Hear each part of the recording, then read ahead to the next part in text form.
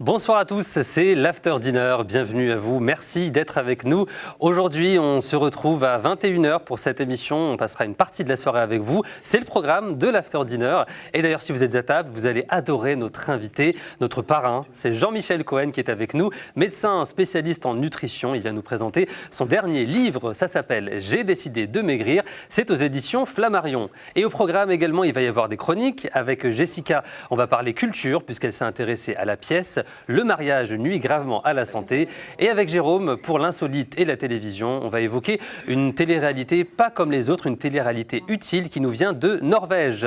L'After Dinner, c'est parti, c'est tout de suite.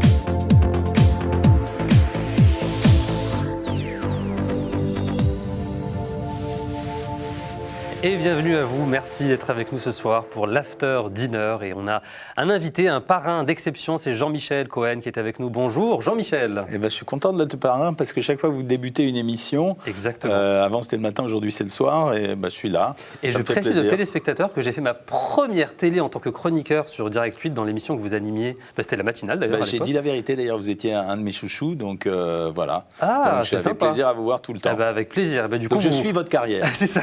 Il sera là pour toutes les premières. La première fois que je me suis brossé les dents, il était là. Vous étiez là, Jean-Michel. Mais la prochaine émission, je viendrai avec une canne et on sera sur TF1 à 20h15. Voilà. C'est tout ce que je nous souhaite à tous d'ailleurs. On va parler de votre livre, Jean-Michel. Ça s'appelle « J'ai décidé de maigrir ». C'est aux éditions Flammarion et ça tombe bien car j'ai décidé de maigrir. Je rentre de vacances, j'ai un peu trop grignoté. Donc on va profiter de vos bons conseils. Merci. Elle est gentille. Elle veut faire beaucoup de chroniques dans l'émission. on va parler de ce livre. On va parler également de l'édition spéciale dans laquelle vous êtes sur Canal+. Vous êtes également sur MCS Bien-être, dans l'équilibre et dans l'assiette. Vous êtes également sur Europe 1 le matin.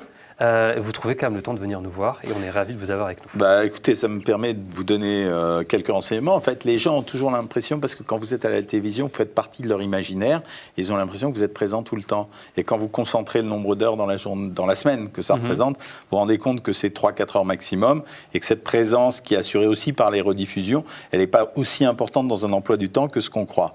Et puis, pour ajouter quelque chose, je dirais que dans notre métier, dans notre code de déontologie, on est censé donner une vision de la santé publique. L'information est obligatoire et la pédagogie, et surtout de façon vulgarisée, comme elle se fait à la télé, c'est vraiment intéressant. Et là, on va pouvoir en profiter pendant 30 minutes et j'en profite pour présenter nos chroniqueurs du jour. Bonjour Jérôme. Bonjour. Jérôme, c'est l'insolite, c'est une télé-réalité norvégienne qui va secouer un peu, je pense. C'est tout nouveau, du jamais vu. Ça part d'une bonne intention, mais vous allez voir qu'une fois de plus, ça tombe à plat et c'est d'ailleurs totalement ridicule. Ça se finit par du nu, quoi. Même pas, non, même pas. Justement, je crois qu'il n'y a pas de nu, c'est plutôt propre comme télé-réalité. Oui, enfin, vous verrez le on détail. Verra, ce sera dans un instant. Jessica, bonjour. Bonjour. Ce sera dans un instant la culture avec vous. Exactement. Pièce de théâtre. Une pièce de théâtre. Panel de mariage. Oui, aux alentours de la Saint-Valentin, j'ai trouvé ça à peu près adéquat. Est-ce que vous allez faire une demande en mariage aujourd'hui ? Restez avec nous, parce que peut-être qu'il va y avoir une demande en mariage. En attendant, mais j'ai vu que Jean-Michel était déjà marié, donc je ne peux pas. Oui, et en plus, au début du livre, il dédie le livre à sa femme, voilà. Donc je pense qu'il est très bien. Non, mais ça, c'est pour justement éliminer tout ça. Je mets ma femme, mes enfants, mes petits-enfants, enfin, j'ai toute la famille. Ça veut dire c'est un bloc, quoi, faut prendre en bloc. Juste pour bien démarrer l'émission, est-ce que vous êtes plutôt branché réseaux sociaux, Jean-Michel? Vous êtes sur Facebook, Twitter, j'imagine? À mort, oui, bien sûr. On va débuter avec l'interview hashtag. Est-ce que vous êtes prêts? Ah oui. Alors, Émeric Caron qui quitte On n'est pas couché, est-ce que vous likez ou pas? Je like. Précision, Émeric est un copain depuis 15 ans, je ne suis pas toujours d'accord avec lui, mais je sais lui dire de façon plus subtile que les attaques frontales dont il fait l'objet. D'accord, très bien. La célèbre marque à la pomme a vendu 34 000 smartphones par heure en 2014. Quel commentaire vous pourriez poster à ce statut? Eh bien, je représente 1/17 millième de la marque. Très bien, donc c'est pas si grave finalement. Non. D'accord. Valérie Trierweiler, est-ce que vous l'ajouteriez en amie? Je pense pas, non. Non, Non, je pense pas. J'aime bien les gens très gentils, moi. D'accord, elle appréciera. Thierry Marx, que vous connaissez, a quitté le jury de Top Chef sur M6. Est-ce que vous retweetez l'information? Oui, excellente idée de sa part. Il ne faut pas s'user dans une émission de télé, sinon après, ça veut dire qu'on est pot de colle, quoi. Ça va, il a fait le boulot. D'accord. Entre New York et Miami, quelle ville vous mettez en favorite? À New York, évidemment. York, évidemment. d'accord. Miami, c'est quand j'aurai 80 ans. D'accord. Entre un live chat avec Monica Bellucci ou Sophie Marceau, vous choisissez laquelle? Elles sont belles toutes les deux. Ouais, ou Jessica, tiens, ou Jessica.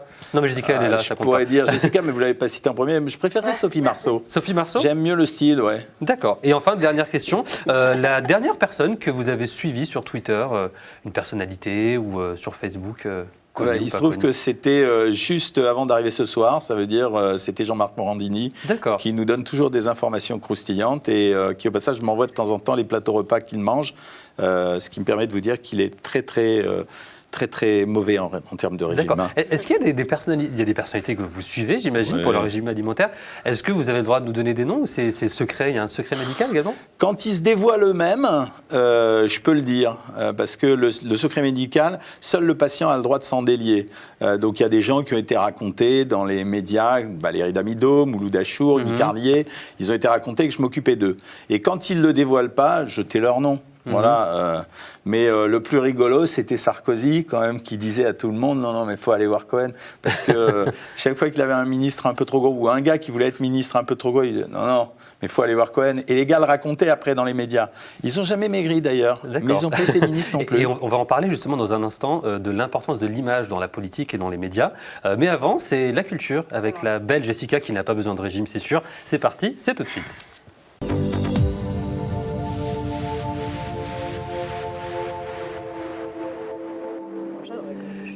Et dans l'After Dinner, on parle culture. Dans un instant, on va parler d'une télé-réalité norvégienne. On va continuer à évoquer J'ai décidé de maigrir aux éditions Flammarion avec Jean-Michel Cohen. Mais avant, théâtre. Oui. On a envie de sortir. On a envie de sortir. Voilà, il fait un peu froid et tout ça, mais il faut trouver la motivation pour sortir. Est-ce que vous aimez le théâtre, Jean-Michel? Passionnément. Est-ce que vous avez le temps d'aller au Ouais, théâtre? j'allais Parce dire, qu'entre le la temps, télé et la radio... Non, mais c'est bien, le théâtre, c'est... bon, ce soir, on peut pas, mais à 20h30, c'est facile. En plus, je fréquente le rond-point du théâtre régulièrement. J'ai plein de copains acteurs. Je trouve que c'est l'art le plus magnifique. Ça veut dire que c'est vraiment... c'est prégnant, ça vous imprègne. C'est vraiment quand vous regardez. Et souvent, les acteurs sont de grands personnages. Il n'y a plus qu'à le convaincre maintenant avec votre pièce. Est-ce que vous aimez les comédies? Ça dépend, il faut vraiment qu'elle soit très bonne. Donc là, c'est parfait pour vous. J'ai une comédie avec plus de 300 000 spectateurs, j'allais dire téléspectateurs, 300 000 spectateurs. C'est énorme déjà. C'est 300 000. énorme, ça s'appelle c'est Le mariage nuit gravement à la santé, donc c'est vraiment dans l'air du temps. Au Théâtre des Feux de la Rampe, c'est écrit et mis en scène par Élodie Wallace et Pierre Léandry qui jouent aussi en alternance dans la pièce. C'est la 6e saison et pour 2015, ils proposent une version un peu plus déjantée de leur pièce culte. Donc c'est l'histoire de Sophie, une businesswoman très active, et de son amoureux Romain qui est lui plus un homme au foyer, donc c'est un peu le monde à l'envers. Même si je ne suis absolument pas pour classer qui que ce soit dans des cases. Et tout simplement, tout va bien dans le meilleur des mondes jusqu'au jour où la mère de Romain va décider de rendre visite à son cher petit Rominou adoré. Mais là où ça va basculer, c'est quand elle va se rendre compte que son fils chéri joue aux Desperate Housewives. Donc c'est des quiproquos, des portes qui claquent, des courses-poursuites, c'est complètement déjanté, c'est délirant. Pour mieux vous expliquer, je vous ai préparé un extrait. Regardez. Sophie est enceinte. Oh, vous savez, Roméno m'a beaucoup parlé de vous, hein? Ah oui? Oui. Alors, il m'a dit que vous étiez sa femme de ménage à l'époque. Et c'est en vous regardant nettoyer les water-closettes, eh bien qu'il a eu le coup de foudre. Ah, il vous a dit ça? Eh oui. Oh, mais il exagère. Ah bon, pourquoi?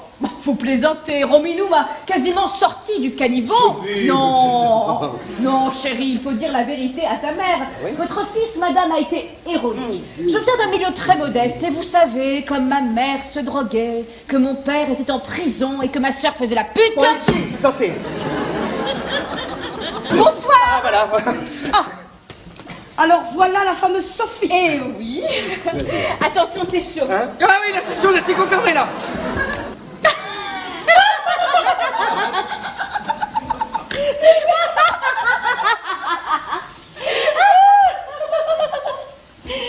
Petite pute. Pepito me regarde. Il a des taches de sang sur sa chemise. Ah non, ce sont les bolognaises de ce midi. Maman, tout va bien? Amour au mariage! Santé! Et c'était un extrait de la pièce. La pièce, le mariage nuit gravement à la santé au Théâtre des Feux de la Rampe, c'est tout public. Par contre, je crois que ça existe depuis. C'est la 6e saison. Et c'est les mêmes saison. acteurs tout le temps Non, qui c'est en tournent alternance. On D'accord. a beaucoup d'acteurs, Rui Silva, Elodie Wallace, Clément Nasselin, Parce qu'il y Hélène en a- il y en a Martinez, plein qui se etc. sont mariés entre-temps. Donc Il y en a du plein coup, qui sont mariés, qui travaillent sur d'autres projets, c'est normal aussi en tant qu'acteur. On n'a pas forcément envie d'être tous les soirs, faire tout le temps la même pièce. Mais en règle générale, il y a souvent Elodie Wallace et Pierre Léandry. Les billets vont de 9 à 21 € suivant les sites de D'accord. billets en ligne. C'est jeudi, vendredi, samedi à 21h30 et samedi et dimanche à 18h. Et qu'est-ce qui fait le succès de cette pièce particulièrement? Parce que 6 années, il faut quand même tenir. Comment ça se fait que ça marche autant? Déjà bouche à oreille, Ouais. je pense, parce que j'ai pas spécialement vu tellement d'affiches, donc c'est vraiment le bouche à oreille. À la fin, comme dans beaucoup de pièces, ils disent parlez-en autour de vous si ça vous a plu, donc apparemment c'est le cas. Et c'est très drôle, c'est très léger. C'est aussi un thème universel, l'amour. Voilà, et puis bon, tout se finit bien. Et est-ce qu'il va y avoir une tournée ou des dates? Ils sont tout le temps, Ah oui, en plus, en tournée d'accord. dans toute la France, que ce soit à Avignon ou dans des villes de province. Et là, ils sont revenus à Paris pour entamer la 6e saison. D'accord, vivement le film alors. Faut qu'il y ait un film. J'espère bien, si vous Non, m'entendez, si vivement je le me film. regarde, vivement le film Ouais. avec Jessica. Pourquoi pas? Ouais, vous aimez- Pour le vous rôle de aimeriez. Sophie, C'est moi, ça. je trouve que Businesswoman, ça me va plutôt bien. J'ai mis les bretelles, voilà. Oui, je par suis, contre, la robe de mariée, apparemment, c'était pas possible ou comment elle était au pressing. D'accord. La Voilà. prochaine fois, vous venez avec la robe de mariée quand même. Oui. Super. Merci beaucoup Jessica pour De cette rien. pièce. On rappelle que ça s'appelle Le mariage nuit gravement à la santé. En tout cas, on va parler santé avec vous, Jean-Michel. Mais avant, Mariage égale nutrition égale régime. Hein. oui, Et si on veut trouver un mari, il faut être... faut être plutôt Enfin. bien physiquement. Non, mais ça, c'est une vraie jouissance. Quelqu'un qui Les a. hommes préfèrent les grosses. Ouais, ça, Non, ça, pas ça- les Ah, grosses. c'est ce qu'on dit. Les rondes. Les rondes. Les hommes préfèrent Les les formes. rondes. Je sais pas, pas ceux que je connais en tout cas, mais c'est une super motivation. Ça veut dire quand quelqu'un arrive à mon bureau en me disant je vais maigrir, puis au bout d'un temps d'interrogatoire, en fait je vais me marier dans 6 mois, mais c'est excellent quoi. J'ai juste à prendre un oreiller, à m'allonger parce que je sais que ça va marcher, parce que c'est une motivation extrêmement importante. La robe de mariée c'est encore un symbole dingue quoi. Et du Dingue. coup, vous allez les booster, leur donner un régime. J'ai pas que- besoin de les booster, ils font ça tout seuls. Hein. Est-ce que justement ce livre, J'ai décidé de maigrir, puisqu'on rappelle que vous avez écrit de nombreux ouvrages autour de la nutrition. Ouais. J'en cite quelques-uns, Savoir maigrir, Savoir manger, La vérité sur nos aliments, 250 aliments santé et minceur, c'est toujours aux éditions Flammarion. Qu'est-ce que ce livre a de plus que les autres du coup? C'est la formule qui a changé? Oui, c'est la formule parce qu'en fait, chaque année, j'essaye de trouver une solution différente. Et je pense pas qu'il y ait plusieurs types de nutrition, mais je pense qu'on peut faire de la variation autour des régimes. Moi, mon idée, c'est que tous les régimes marchent. C'est arriver à les faire suivre aux gens qui est compliqué. Et dans arriver à les faire suivre, il y a plein d'autres facteurs qui interviennent, à part la nature du régime, par exemple. Nos rythmes de vie ont changé. Il y a des gens qui aiment bien manger au petit déjeuner, mais plein de gens qui aiment plus manger au petit déjeuner. Il y a plein de gens qui mangent le midi extrêmement rapidement, voire même qui sautent les repas en vacances. Moi, je suis un adepte d'un petit déjeuner assez fourni, pas de déjeuner et d'un dîner. Et il y a plein de gens aussi qui disent j'ai une cantine, une restauration collective qui est vraiment bien. Et donc, le repas du soir, je me contente de très, très peu de choses. On n'a jamais fait attention à ça. Et la plupart du temps, le message de rumeur qui est répété, c'est il faut faire 3 repas par jour. Le petit déjeuner est le repas le plus sacré de la journée. En fait, ce sont des messages quasiment marketing. C'est par simplicité ou par marketing. Par marketing, par exemple, le petit déjeuner, ça s'est amplifié avec les gens qui vendent des céréales. C'est-à-dire, c'était sympa de dire le petit déjeuner, c'est super important, puisque les céréales du petit déjeuner, elles ont pris la place du Vous pain allez et du vous beurre. fâcher avec tous les messieurs qui font des céréales, Jean-Michel. Il en restait quelques-uns, donc bon, je l'ai C'est fini vrai que- progressivement. Mais c'est vrai que vous osez dire les choses, vous n'avez pas peur de vous fâcher, parce que souvent, vous êtes... Il y a des gens un petit peu qui vous rentrent un petit peu dedans, ça vous fait pas peur, ça? Non, parce que moi, en général, je dis des choses, soit quand j'ai des valeurs arithmétiques, donc c'est pas contestable, soit quand j'ai une certitude scientifique sur un sujet. Or là, il y a 2 études anglo-saxonnes qui montrent que le petit déjeuner n'est qu'un repas comme les autres, qu'il n'a pas du tout le caractère sacré qu'on lui a donné, que le prendre ou ne pas le prendre dépend de de chaque individu. Donc à la limite, le supprimer n'est pas un problème. Sauf que comme on voulait nous vendre des pétales et des soufflets, etc., on a dit c'est génial, voilà, le petit déjeuner, c'est le repas le plus important de la journée. En fait, non, chacun d'entre nous a son choix. Donc finalement, on revient à une formule qui est très sociale, qui consiste à dire, si vous voulez faire un régime, pour le suivre agréablement, vous pouvez imaginer de faire 2 repas et une collation. Et après, mettez les repas et la collation au moment que vous souhaitez. Donc pas de petit déjeuner, pas de problème. Vous déjeunez, vous dînez, vous prenez une collation, ou dans l'après-midi, ou là, ce soir, il y a des gens qui doivent manger des carrés de chocolat et des petits gâteaux, ce qui est possible à faire dans un régime, ou vous voulez ne pas dîner et manger plus au petit-déj, etc. On peut varier toutes les formules à l'infini. Sauf que comme on colle à la vie des gens, alors à ce moment-là, les gens suivent plus facilement le régime et donc arrivent à réussir leur régime. Voilà l'idée. Alors, il y a tous les ayatollahs de la nutrition qui vont dire non, parce que ça va bouleverser leur cerveau qui est déjà sclérosé. Non, c'est comme ça, c'est scientifiquement démontré, donc on peut le Si on faire. veut manger 3 fois dans la journée, comment on fait? Vous allez Mais mettre du la coup, collation. là, on mange 3 fois au final. Moi, j'interdis pas aux gens de prendre un petit déjeuner. Si vous voulez prendre la collation au petit déjeuner, c'est votre choix. Chacun fait ce qu'il a envie de faire, mais arrêtez de penser qu'il y ait des repas obligatoires. Et de la même façon, si vous supprimez le repas du midi, vous avez une collation. Vous allez prendre à 11h du matin ou à 3h d'après-midi, et ça sera beaucoup plus agréable parce que ça correspond à ce que vous savez et avez envie de faire. Et du coup, quelle est la différence entre le repas du midi admettons, alors moi, je vais être un peu compliqué, je ne prends pas de petit-déj, mais je veux prendre un repas le midi, une petite collation et un repas le soir. Qu'est-ce que je peux manger du coup le soir? Parce que j'imagine qu'on ne mange pas la même chose le soir et le midi. Mais pas du tout. Ça fait partie encore des erreurs, des rumeurs. On peut manger exactement la même chose le midi que le soir. Les gens ont construit aussi une rumeur sur le thème le repas du soir nous fait grossir parce qu'on mange et après on va s'allonger, donc on ne dépense pas d'énergie. En fait, il faut savoir que la dépense d'énergie principale d'un corps, c'est la dépense qui est nécessaire pour garder la chaleur et faire vivre nos cellules. C'est pas simplement courir, marcher et bouger. Donc, et comme entre le repas du soir et le petit déjeuner, il y a en général 12 heures, c'est-à-dire beaucoup plus qu'entre midi et 8 heures du soir, finalement, on peut manger exactement la même chose le repas du soir que le repas du midi. On essaie de manger pas trop gras pour digérer mieux et mieux dormir, c'est tout. Et est-ce que ce type de régime est un régime qui fonctionne pour tout le monde, quel que soit l'âge, quelle que soit la santé qu'on a, ou est-ce qu'il faut s'adapter peut-être à certaines populations qui ont des problèmes spécifiques de santé? Alors, pour les problèmes spécifiques de santé, non plus, sauf excepté pour les diabétiques, parce que pour les diabétiques, on est obligé de surveiller le taux de glycémie, donc d'alimenter régulièrement le sang en sucre lent. Par contre, pour les autres personnes, oui. La seule différence, c'est que pour les hommes, on met un peu plus de calories que pour les femmes, parce que c'est le muscle qui dépense l'énergie, et les hommes sont plus musclés, généralement, que les femmes. Quant à la question de dire je prends des risques, oui, si vous prenez pas de risques, vous êtes monolithique, ça bouge jamais. Vous dites quand même 100% efficace, 100%. Donc, non, ça, je vais prendre des réserves là-dessus. Ça, c'est des termes éditoriaux choisis par le marketing de chez Flammarion, avec lequel je suis pas toujours en phase, mais comme j'ai pas la main sur les couvertures et sur les quatrièmes de couve, donc je suis obligé de supporter ce genre de choses. Ceci étant, ça fait partie des arguments de vente d'un livre, et on sait que, d'abord, on sait 2 choses qui sont déprimantes. Premièrement, 50% des livres achetés ne sont pas lus. Et deuxièmement, les critères d'achat d'un livre, en dehors des promotions télévisuelles, etc., c'est la couverture du livre. Donc, c'est pas très grave d'aller attirer les gens par une promesse et de leur faire lire des choses dont j'espère qu'elles sont pas trop bêtes. Voilà. C'est l'essentiel. C'est pas seulement que ça fonctionne, c'est aussi que ça apprenne des choses aux gens. Mais est-ce que vous avez des retours sur les livres, par exemple? Est-ce qu'il y a des gens qui vous écrivent ou qui vous disent, voilà, j'ai lu le livre, ça marche? Parce que c'est vrai que on est tous déjà passés, enfin moi en tout cas, je parle pour moi, je suis déjà passé dans des librairies, je vois des livres et en fait, je suis un très bon client pour ça. Je me dis, ça va marcher et tout, je lis, mais je fais pas quoi. Non, alors ça, c'est régulier. Oui, j'ai des retours, c'est-à-dire qu'il y a des gens, j'en ai plein, qui m'écrivent sur les réseaux sociaux, sur Twitter, sur Facebook, de temps en temps même, qui réussissent à récupérer mon adresse mail et qui m'envoient des mails, j'ai des lettres. Qui vous attendent devant le cabinet, parce que vous avez un cabinet en plus à Boulogne, du coup. Pas devant le cabinet, le truc qui m'amuse le plus. J'ai l'adresse, les amis, si vous voulez. Non, le truc qui m'amuse le plus, c'est les gens qui m'attendent à la sortie des studios de télé ou de radio. Et il y a des professionnels, moi ça m'a toujours intrigué, des gars qui arrivent avec des photos de vous improbables, et qui vous disent j'ai besoin que vous me la signiez au dos. Et la dernière fois, j'ai discuté avec l'un d'entre eux et je lui ai dit mais vous faites ça tout le temps? Et il m'a dit qu'il faisait ça depuis 30 ans et qu'il avait un stock de 12 000 photos. Et dedans, il y a tout. Il y a Barack Obama, il y a Poutine, il y a tout le monde. On le salue du coup s'il nous regarde. On le salue. Juste rapidement, parce que c'est au tour de Jérôme pour sa chronique. On a plein de questions à vous poser.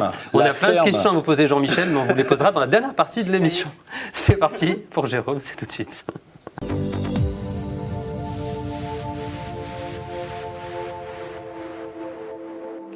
Et on va continuer à parler avec notre invité Jean-Michel Cohen pour cette première de l'After Dinner du livre J'ai décidé de maigrir aux éditions Flammarion.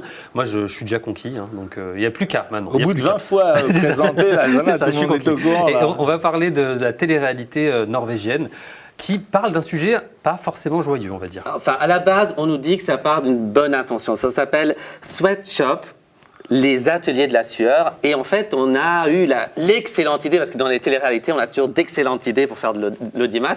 On a envoyé 3 blogueurs hyper mode, hyper fashion. Ils sont jeunes, ils sont beaux. Ils s'appellent Anniken, Frida et Ludwig. Oui, bah, c'est des Norvégiens. Et on les a envoyés au Cambodge, dans les usines à textile, où travaillent des ouvriers qui travaillent 7 jours sur 7 pendant des heures improbables. Et on leur fait vivre le quotidien de ces... D'ailleurs, vous allez le voir dans les images, on les fait passer un peu... C'est un peu... ils sont très blonds, etc. Donc, ils arrivent au Cambodge, c'est un peu comme au temps des colonies. Ils arrivent là, avec ces pauvres petits ouvriers qui sont un peu trop bronzés. Enfin, c'est tout dans les clichés, c'est horrible d'ailleurs. Je vous propose de regarder la bande-annonce et puis après, un peu plus de détails sur ce programme qui a d'ailleurs très bien marché, mais pas pour les bonnes raisons. Regardez.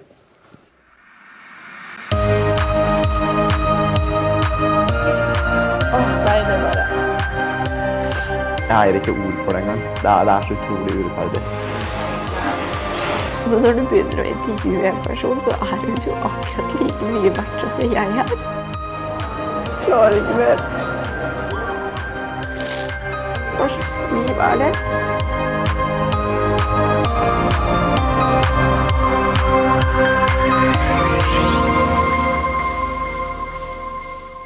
Alors, comment est vendu ce programme? À la base, on nous dit, voilà, le but, c'est de montrer aux Européens, à nous tous, consommateurs, qui allons dans des magasins, dans des grandes chaînes, comme H&M ou Mango, surtout. C'est les deux qu'on nous propose dans cette émission. Et oui, bah là, pour le coup, ça me fait rigoler parce que ça veut dire, après avoir critiqué la nourriture, après avoir critiqué les politiques, etc., maintenant, ça y est, on critique les chaînes de magasins textiles. Alors, le message qu'on veut nous faire passer, c'est donc, on veut nous culpabiliser parce que c'est pas bien d'aller acheter des vêtements dans ces magasins, parce que ces gens-là travaillent de 7h à 18h, 7 jours sur 7, c'est ce qu'on nous montre dans le reportage. Donc, qui sont les 3 jeunes qu'on a envoyés? Donc, c'est des gosses de riches. Ils dépensent en moyenne 600 € par mois pour s'acheter des vêtements et se filmer pour se mettre sur Internet, donc ils sont très fashion. Ils s'habillent même pas en H&M ni en Mango. Donc ils arrivent là-bas, ils voient ça. Donc forcément, vous avez vu dans le teaser, ça pleure, faut que je travaille trop, c'est trop dur, etc. Et ces pauvres gens. Après, on part dans des clichés, ça devient de pire en pire au fur et à mesure. J'ai quand même une question, Jérôme. Comment ils ont réussi à aller dans ces usines et on leur a laissé l'accès libre? Parce que du coup, c'est quand même... en avion, hein. Moi, je suis patron d'une usine, je ne laisse pas venir des gens de l'extérieur. Là, pour le coup, ça s'est fait. Ouais.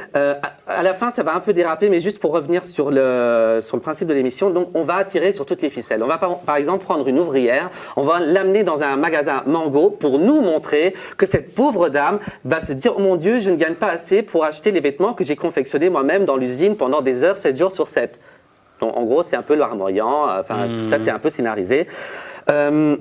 Après la diffusion de ce programme, qui a en fait été diffusé en avril 2014 en Norvège, et on en a parlé en France sur les réseaux sociaux que depuis quelques semaines. Je ne sais pas d'où c'est sorti, mais depuis quelques semaines, on parle que de ce programme-là. En fait, les 2 filles dans le programme, elles ont décidé, ça leur a fait un déclic au cerveau, soi-disant, elles ont décidé de créer une association pour lutter contre l'exploitation de ces pauvres personnes dans ces usines.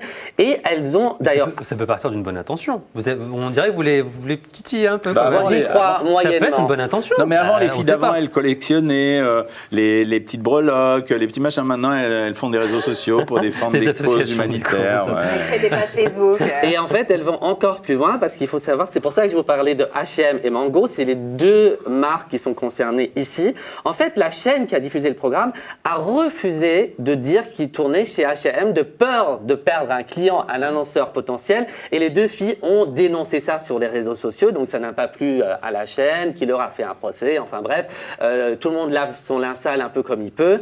Et voilà, donc je ne sais pas si ce programme va arriver un jour en France. Mais vous n'êtes pas trop fan. Ça partait à la base d'une bonne intention, mais comme tous les programmes de télé-réalité, il faut faire de l'audimat. Donc on tire toutes les ficelles un peu larmoyantes. Il faudrait vivre sur Mars pour ne pas savoir que des vêtements qu'on achète dans des grandes enseignes qui ne coûtent pas cher du tout ne sont pas fabriqués chez nous, ils sont forcément fabriqués au Bangladesh.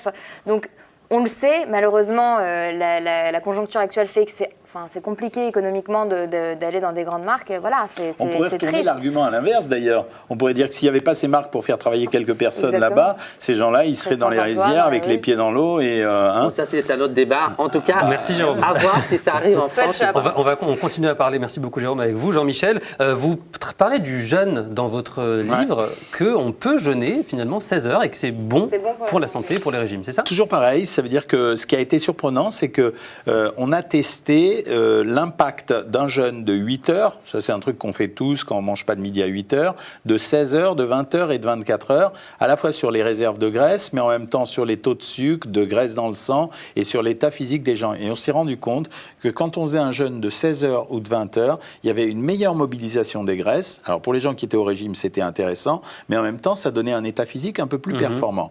Alors là, ça nous a interrogés parce que d'abord, pourquoi un jeûne de 16 heures est plus efficace qu'un jeûne de 24 heures? Donc ce qui prouvait qu'il y avait des circuits hormonaux, enzymatiques qui étaient différents et donc qu'il y avait une explication à rechercher. Et puis surtout, ça nous permet de donner une proposition intéressante à tous ces gens qui disent j'arrive plus à maigrir, j'ai maigri de 10 kilos, je perds plus 1 gramme alors que je fais le régime, etc. Et on se rend compte que quand on fait ça, alors on ne le fait pas 10 jours d'affilée, mais on peut le faire une journée de temps en temps, 2 jours par semaine maximum, pas forcément collés l'un à l'autre, et ça permettait de faire redémarrer le régime. Alors après, quand les gens vous disent c'est très dur à faire, je rappelle que ce jeûne, il existe dans plein de situations, et notamment dans plein de religions, que les gens ne sont pas morts pour autant, et que le reste des repas, en général, on se débrouille à les équilibrer. Quand vous dites jeûne, c'est vraiment même pas C'est une d'eau abstinence alimentaire. Même- Non, si. Alors là, par contre, si, on a le droit de boire de l'eau, des infusions, du café, du thé, des sodas light. Est-ce qu'on peut prendre l'apéro? Non. Avec modération. Jérôme, Les pas amis, d'alcool. c'est bientôt la fin de l'émission. Jean-Michel, je voulais absolument Ça, vous c'est trop féliciter, Merci. puisque vous avez été primé au Gourmand World Cookbook ouais. Award 2014, je voulais dire Ça, tout à c'est l'heure, dingo, ouais. pour votre livre « Mes meilleures recettes pour mincir de plaisir ». Donc, Mais je m'y attendais pas du tout.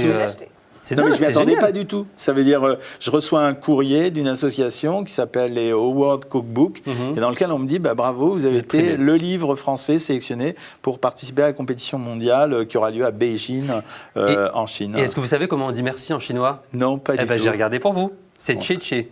Donc entraînez-vous à dire merci parce que je pense que vous êtes bien parti pour Alors, gagner. d'accord, En tout ça cas, va. on, Tché-tché, tché-tché. tché-tché. On croise en tout cas les doigts pour vous. Je Merci. rappelle que vous êtes également sur Canal+ dans l'édition spéciale. On vous retrouve sur MCS Bien-être dans l'équilibre et dans l'assiette. On vous retrouve aussi aux côtés de Jean-Marc Morandini sur Europe 1. Et vous avez un site qui s'appelle savoir-maigrir.aujourd'hui.com. Est-ce que Merci. j'ai tout dit, Jean-Michel? Non, vous n'avez pas dit que je travaille aussi une fois par saison sur cette émission C'est ça. pour inaugurer la première. Merci, ben vous revenez quand vous voulez, comme on Merci. dit. Vous êtes le bienvenu au sein de l'After Dinner. Merci beaucoup, Jérôme. Merci, Jessica. Merci, Rachid. Merci à vous de nous avoir suivis. On se retrouve bientôt pour un nouveau numéro de l'After Dinner. On vous souhaite de passer une très bonne soirée. D'ici là, n'oubliez surtout pas, on ne peut pas être à la fois au four et voler un bœuf. Merci à vous. Ciao, ciao, bonne soirée.